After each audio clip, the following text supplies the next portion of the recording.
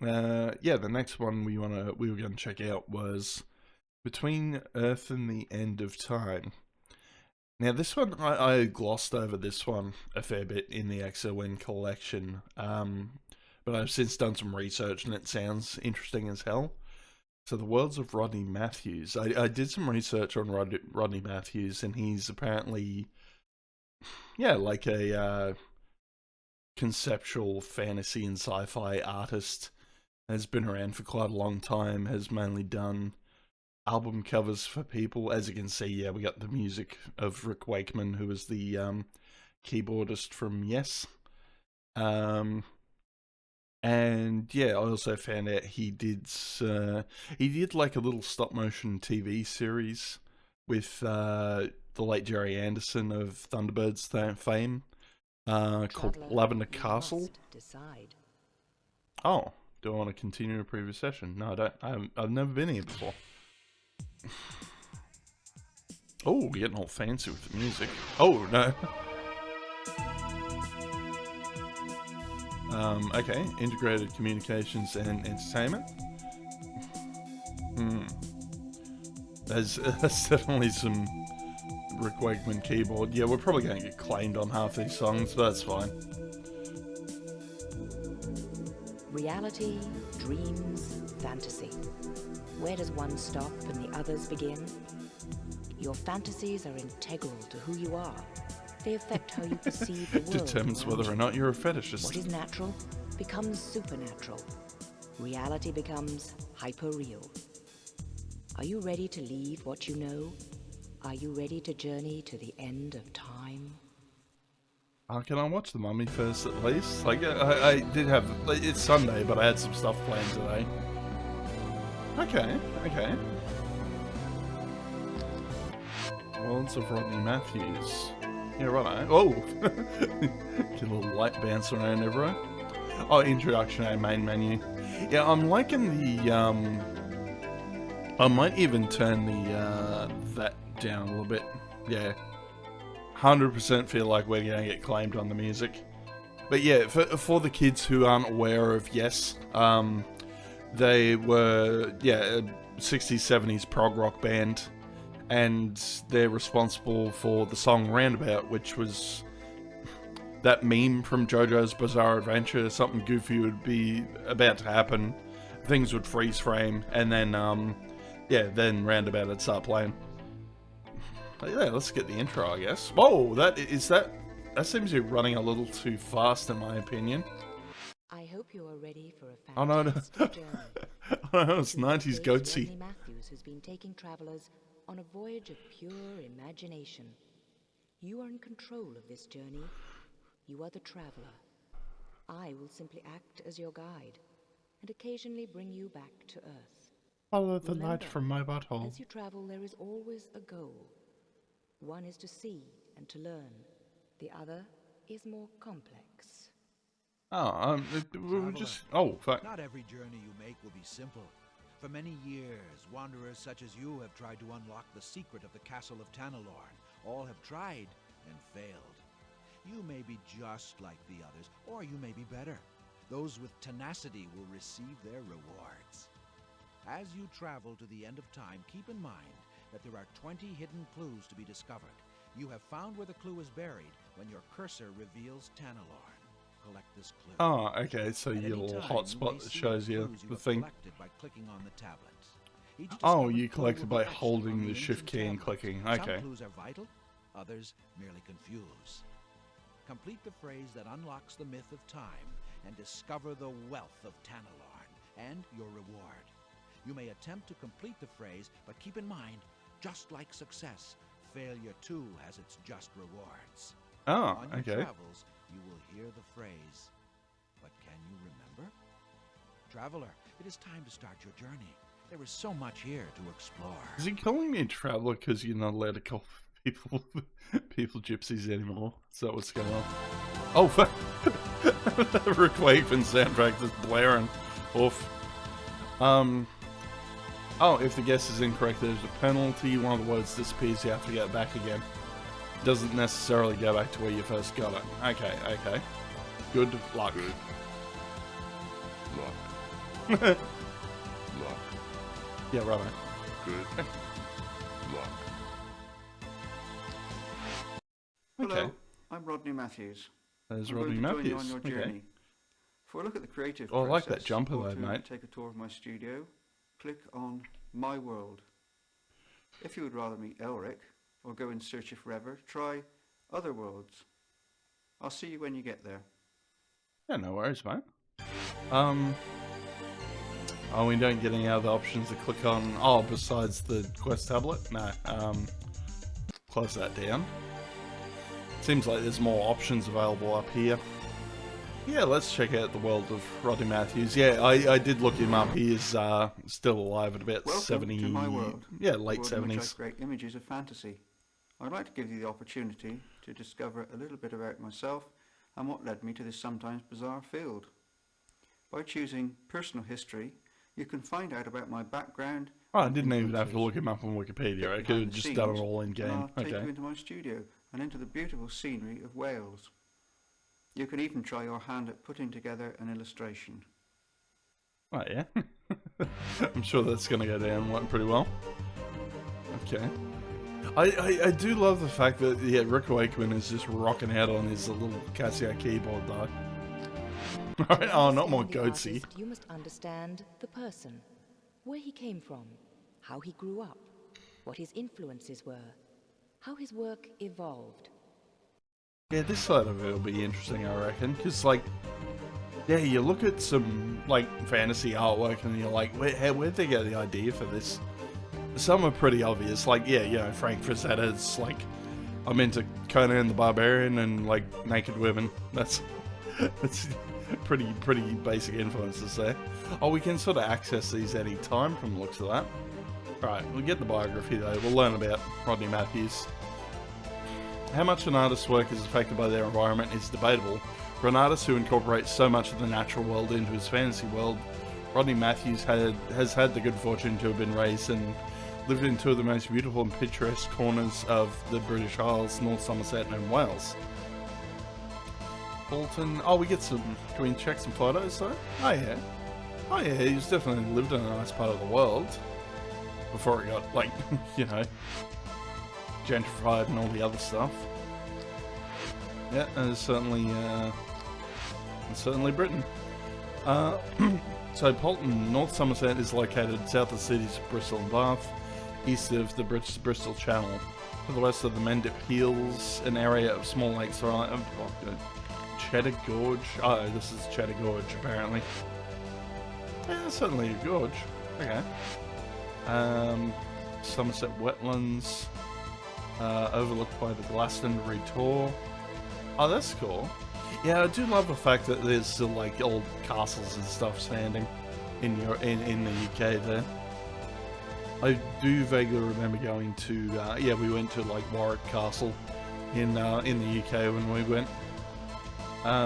There's these magical surroundings that Rodney was born to Wilfred Jack and Mildred J. Matthews on July 6, 1945. Oh, so he's 80 this year. Okay. Jack Matthews was a talented, inventive man. Oh, yeah, old photos of his parents and stuff. Okay, he was a cyclist, Yeah, that's crazy too, the fact that, like, yeah, you didn't have, you couldn't just sit down on the couch and, like, watch through YouTube shorts and stuff. You actually went out and did stuff in the old days. But yeah, it seems like you got into a bit of everything. Yep, okay, young Rodney Matthews there. Just he was probably watching Bonanza. Yeah, no, this is when the kids started to fall out. He could have gone and done, like, engineering and boat building like his dad, and said he's like, no, I'm going to dress up as a cowboy and watch Bonanza on TV.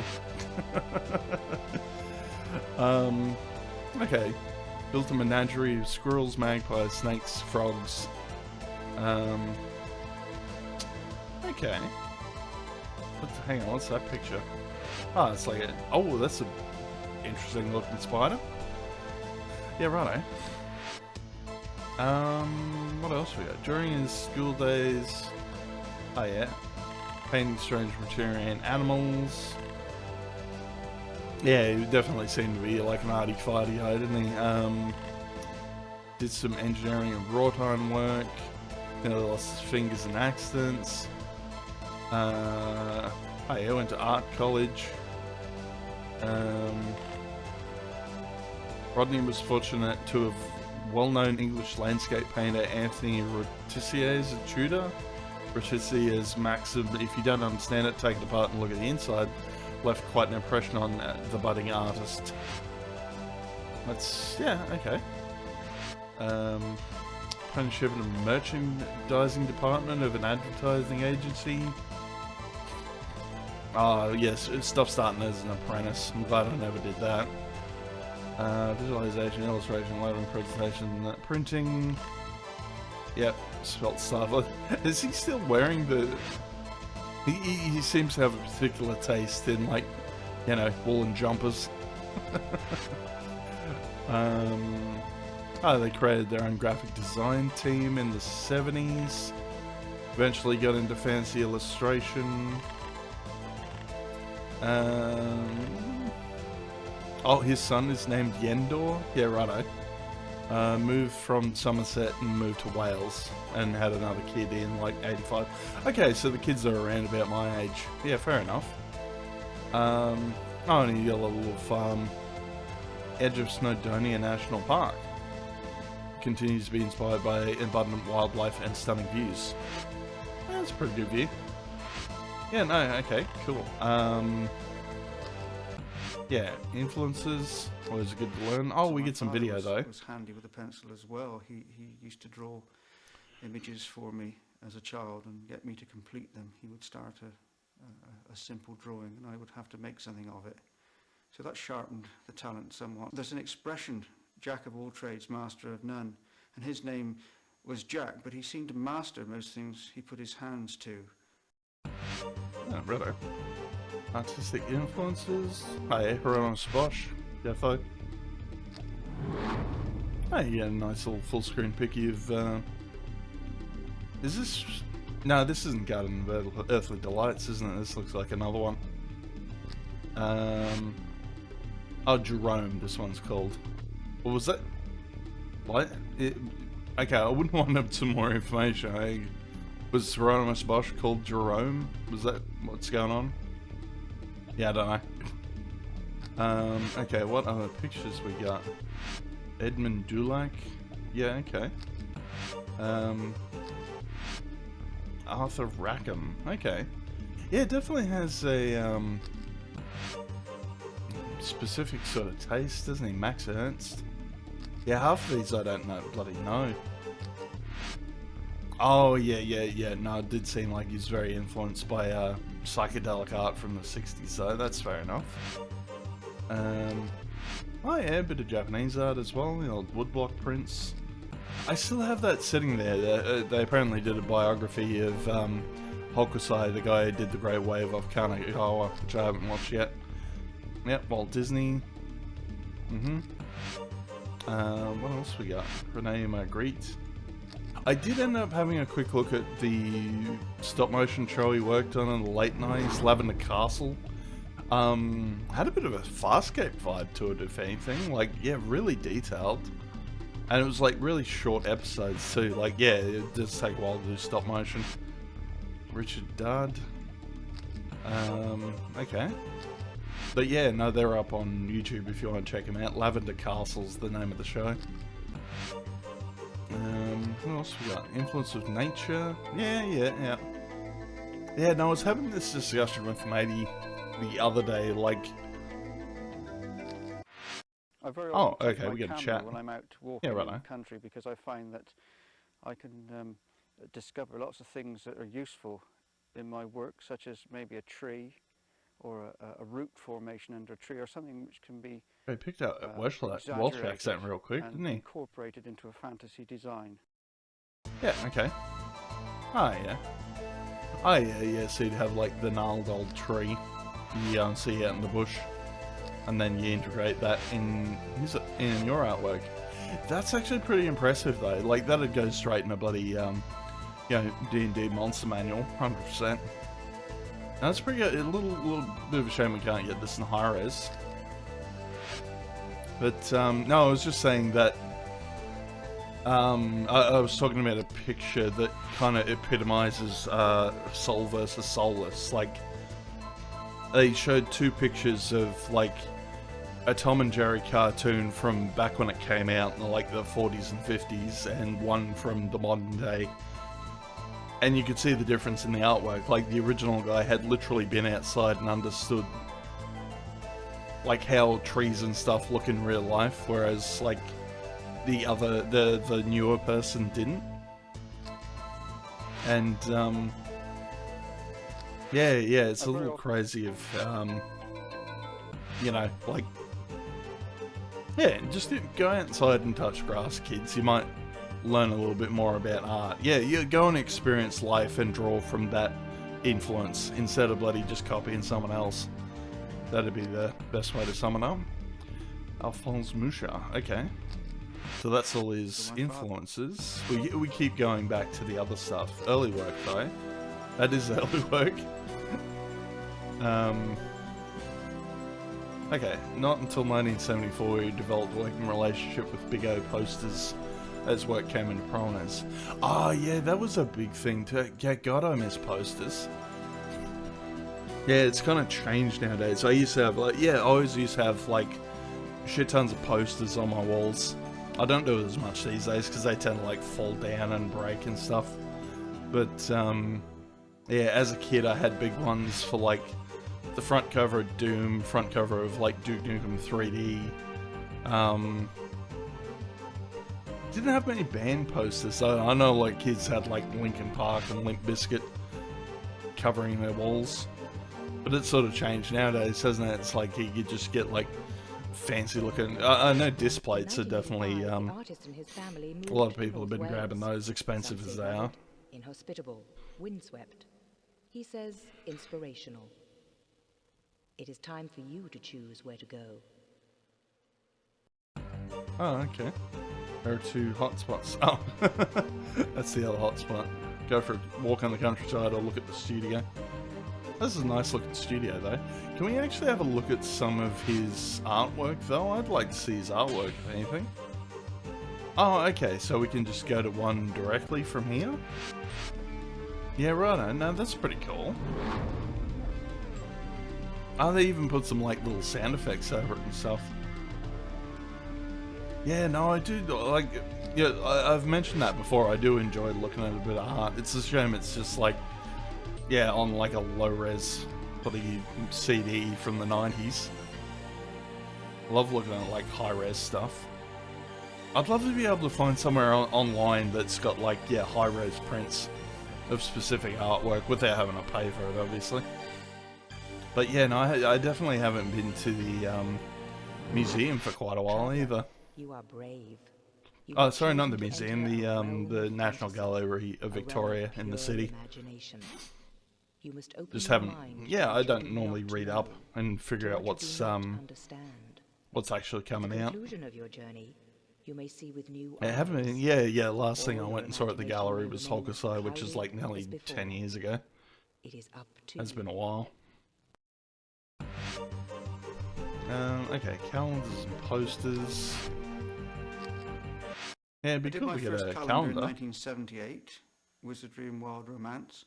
That was a title Michael Moorcock gave it, and it was based on the works of Michael Moorcock, a cross-section of most of his fantasy writing. Is that what Michael desires, Moorcock? And followed the success of 12 full-scale posters I'd done the previous year. But my calendars since then have been I'm trying to remember if I had a bloody calendars. They've been made up. Discworld one too. I actually really appreciate that. I had a mate from school who went to the UK and he actually visited the actual official shop for Discworld merchandise over in the UK. I kind of remember it was, but yeah, he managed to get me a like a full art book from of Discworld stuff. I think the Jack Kidby or Paul Kidby, I think the artist's name was. It was mostly all his artwork. Oh yeah. Oh, we can't look at all of them. We can only look at like these ones. No, that's pretty cool though. Oh yeah, more like fishmen. Oh yeah, at the pterodactyl's roost. Oh, and he was like directly influenced. Yeah, that was a big thing too, wasn't it? Like you'd read an adventure book, and then you'd like be inspired enough to actually draw it out. Okay. Yeah, because I forgot Arthur Conan Doyle did a lot of fantasy work as well, because he did John Carter as well, I think. No, hang on, was it? No, it wasn't Robert Stevenson. Shit, I actually have to quickly look up who wrote bloody John Carter. No, sorry, Edgar Rice Burroughs. Yeah, the guy who did Tarzan. Yeah, I had to like double check that. But yeah, that's definitely very War of the Worlds, the old like tripods and stuff. I think that's where my influence came from as well. Like we had the prog rock musical of War of the Worlds, and it was fantastic. Like I love, and we actually had it on vinyl as well, and it had very similar artwork to this. I just like stare at that all day whilst listening to the album. Like that was such a big thing with prog rock as well. Like you'd put the album on and then you'd like take your drug of choice and just look at all the artwork. Yeah, that's pretty cool. Yeah, I'm always disappointed with that. They keep doing adaptations of War of the Worlds, and like they never said it in the 1800s like the original book. Just I'd love to see that. Bellman and Butcher from the poem Hunting of the Shark by Lewis Carroll. Okay. Yeah, no, he's definitely got an eye for it. Does some pretty bloody good artwork, that's for sure. And yeah, from what I saw, I didn't know many of the artists he did album artwork for, but yeah, the one that stood out the most, he did a fair few with Rick Wakeman, so I'm assuming they're mates.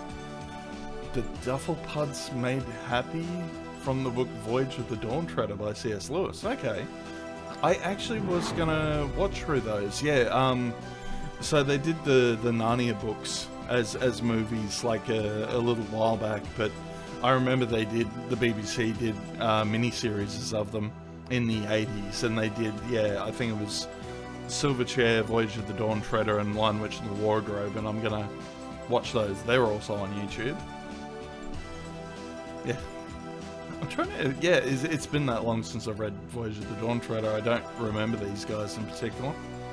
The only thing I really remember was, like, Eustace being a little shit, and then he turned into a dragon and sort of, like, yeah, it came good. Oh, yeah, there we go. Bit of Wind in the Willows. Hell yeah. Yeah, I did that recently too. I actually found a lot of adaptations of Wind in the Willows. Like the stop-motion animated one they had in the 80s, the live-action one with a couple of the Monty Python guys. No, there was some really good adaptations of it out there, but going by the picture, I'm guessing they're gearing up to take back Toad Hall from the Rats. Yeah, I actually love the design of bloody Toad there. Jesus, that's badass. Yeah, I'm wondering if Rodney Matthews had anything to do with the any of the artwork for the Shadow of the Beast games that came out, like, you know, on the Amiga in the late 90s and stuff, because it's got that style to it. I did see that in some of the fonts for the text and the like. Ah, yeah, Bilbo fighting the spiders from The Hobbit. Is that spider guy? That spider's definitely got more than 8 legs. It's technically not an arachnid unless it's got 8 legs. What else we got? Stuff from the Silmarillion, yeah. Tower of Flints from the book Titus Grown by Mervyn Peake. And, oh, it's actually telling you what medium he used too, so this is all inks. Oh yeah, Alan Pussycat. Yeah, right, and that's a little more abstract. It's almost like Dadaist and Cubism. That's the thing I was thinking of. Yeah, you got a bit of a Picasso kind of vibe from the book The Wall of the Air, and it's this really interesting mix of like sci-fi and fantasy, which I'm kind of impressed with as well. from the book The Planet of Adventure by Jack Vance.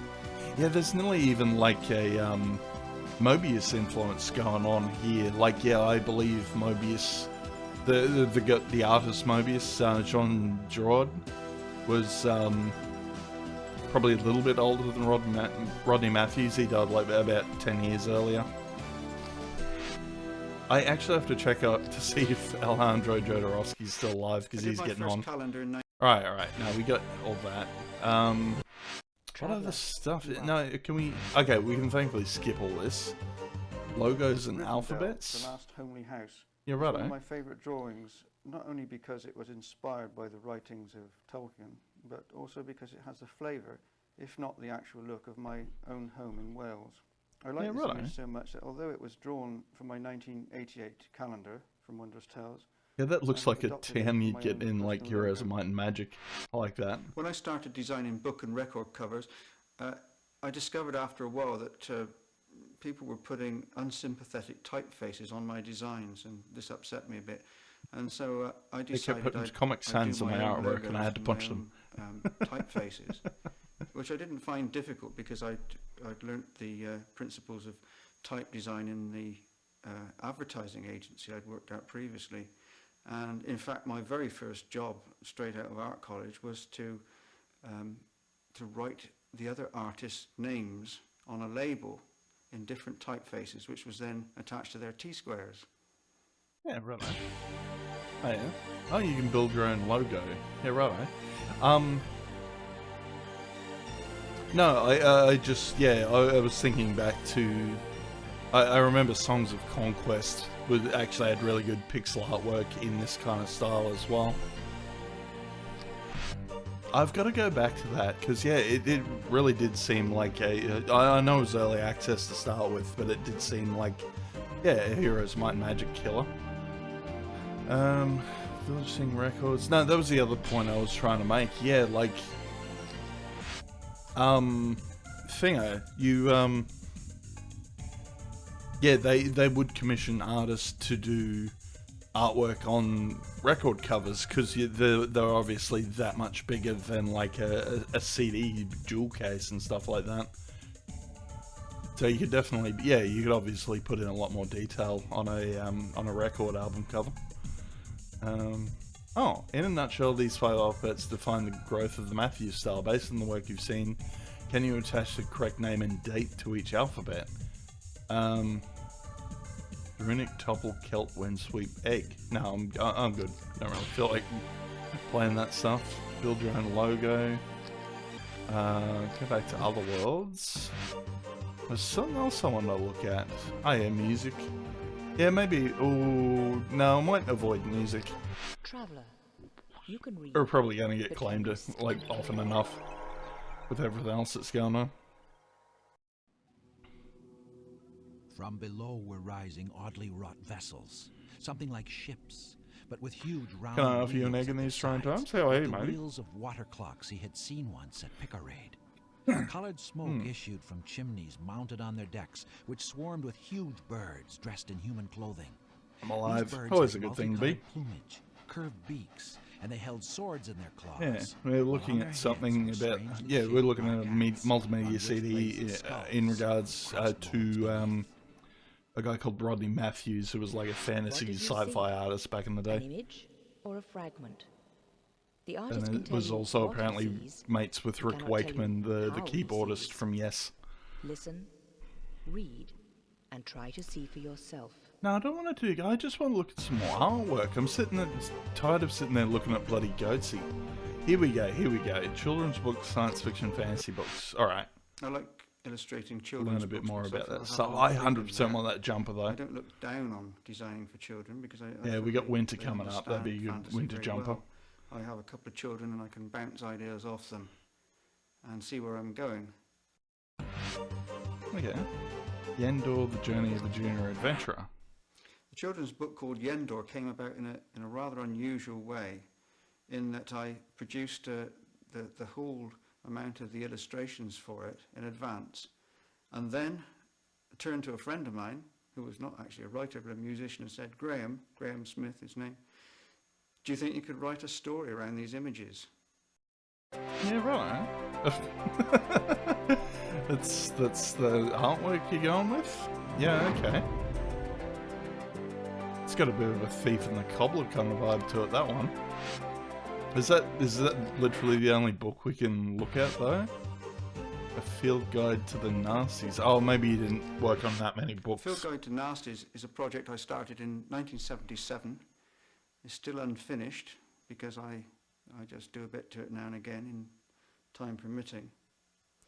But I remember in the first instance I looked on myself as a professor seeking to find unusual creatures in the British countryside and making a catalogue of them. I'm up to about 30 or so at the moment, and I need a few more before I've got enough for a book. Yeah, I'm sure there's plenty of like weird and wonderful animals in Wales. Some nasties are being studied in the field, and definitive descriptions of their lifestyle status on the food chain and mating habits are still being researched. Okay. The bloated hobgoblin. Yeah, righto. What else we got? The flatulus. You get any like info on the flatulus? Due to extreme discomfort experienced by researchers when in close proximity, not much is known about this nasty. Yeah, fair enough. Okay, we're getting some like information on it at least. The snort hog and the rock knocker. Our friend the snort hog will be painfully familiar to anyone who has done anything noisy in the depths of the forest, and the rock knocker is always doing something noisy in the depths of the forest, usually clanging with a hammer on an anvil or singing a sort of wood chanty laced with embarrassing expletives in time with the pumping of his forge bellows. This is just the time he should beware of the snort hog, who dislikes clanging and singing in equal amounts. Of course, the bulging round posterior of the rock knocker as he stoops to work presents a target irresistible to the snort hog, and the two species have become closely though uncomfortably acquainted over many generations. A wiser rock knocker will take the precaution of inserting a cushion into his trousers, or better still of wearing a shirt with a chainmail tail flap. But it must be said that the ill-tempered snort hog charges with such ferocity that a certain amount of bruising is inevitable. Okay. Yeah, righto. And yeah, more of a... Okay, the giant wheeze ball. But yeah, I was sort of remarking on that before, that the fact that, yeah, it's an interesting mix of like sci-fi and fantasy with his art. The Devious Dragonar. Yeah, okay. And it's such a crying shame too, like all these guys like would have made a mint on this back in the day, and it's kind of being overtaken by like, yeah, AI, either AI or just like soulless artists.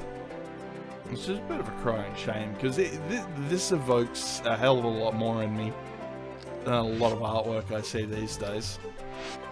The Spud Snuzzler, okay. And oh yeah, man-eating toadstool. Okay, we're gonna play King's Quest V next, so we might see a few of those. Dark mouldering meets the festering fire throat to his deep discomfort. Yeah, this is the other thing the artwork's kind of reminding me of. Ralph Bakshi did a movie in the 70s called Wizards. It's got a bit of that to it as well. Just trying to... Okay. Did we check this one? Science fiction fantasy books? Many covers for science fiction paperbacks for publishers on both sides of the Atlantic. And in the early days, many of my covers were upon Michael Moorcock books. And I remember Moorcock saw my work and approached... Oh yeah, no, I made a joke about Moorcock. That's what was going on. Hang on. So we had Can I skip that? Okay, I can stop it. Okay. Agreeable relationship. Fast forward. Yeah, there we go. Get some fast forwarding. Excellent. I'll work in the end of time. Yeah, alright. Now there's definitely some good... Oh, look at that. Yeah, that's cool as shit. What else we got? Battlefield of Chaos. Yeah, because I definitely grew up with this sort of stuff as well. Like, I mentioned War of the Worlds, the prog rock musical before. But, there was another series I got called The Ancestral Trail. And it was like one of those subscription-based, postal things he did. You'd get a new issue like once a month, and it'd be it was like this fantasy tale with all the like cool artwork like this, but also like there was like little games in it. Like there was a collectible card game. There were like puzzles you could do. Turns out, yeah, a bit of a rarity nowadays as well. Like I can't even find like every issue on. You'd think that'd be on archive.org, but yeah, they haven't collected like every issue of it, unfortunately. I'm kicking myself too because I had like the whole thing of the first series of it back in the day. Yeah, Dragon Colony. Okay, it seems like we've spent enough time on this. They did mention there's like hotspots you can check out that's got a secret word or a sentence or something in it, but I think that we've seen enough of that. I won't even like, yeah, go looking for some more Rodney Matthews stuff, I guess. No, we're good. We'll leave that one there. And yeah, we got These the... talented people have created... Yeah, good on you, talented people. Sorry, we're moving on. We got stuff today. I'm watching Death Sandals video, by the way. That's who the person is. So if you want to watch a full playthrough, Death Sandals,